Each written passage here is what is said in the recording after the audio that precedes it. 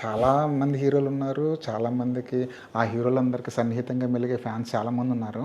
కానీ ఏ కాంపౌండ్ నుంచి కూడా ఇంతమంది ప్రొడ్యూసర్లు రాలే. అసలు ఆ లిస్ట్ చూస్తుంటే నిన్న ఫ్రెండ్షిప్ డే రోజున ఆ లిస్ట్ చూస్తుంటే అల్లు అర్జున్ కాంపౌండ్ నుంచి ఇంతమంది మెగా కాంపౌండ్ నుంచి ఇంతమంది ప్రొడ్యూసర్లు వచ్చారంటే అసలు ఎలా రాగలిగారు అన్నది ఒక పజిల్ లాగా అనిపిస్తుంటుంది. ఎలా రాగలిగారు ఇంతమంది? అంటే ఏదో కంపెనీ గూగుల్ ఏదో ఏదో కంపెనీ చదివాను నేను. వాళ్ళ కంపెనీలో ఉన్న వాళ్ళకి టాలెంటెడ్ పర్సన్ ఎవరైనా ఉంటే వాళ్ళకి ఏ టాలెంట్ ఉందో దాంట్లో ఎంకరేజ్ చేస్తారంట. సో అలాగా ఆబ్వియస్గా ఇక్కడ కూడా పనిచేసిన వాళ్ళందరికి కూడా వాళ్ళతో ఒక టాలెంట్ ఉంది అంటే అది ఎంకరేజ్ చేస్తారు. ఎంకరేజ్మెంట్ చేయటం వల్లే ఇంతమంది ప్రొడ్యూసర్లు వచ్చారని నేను అనుకుంటున్నాను.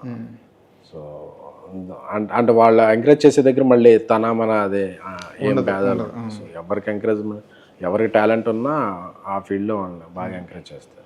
అరవింద్ గారిని డీల్ చేయడం వేరే ఆర్ట్ అనుకుంటా కదా? అది నాకన్నా బన్నీవాసుకి బాగా వచ్చు. ఎందుకంటే నేను ఏదన్నా బన్నీవాసు చెప్పేవాడిని, వాసు అరవింద్ గారు చెప్పేవాడు. సో అందుకని చెప్పి నాకు ఆయన డైరెక్ట్గా డీల్ చేయాలంటే భయం.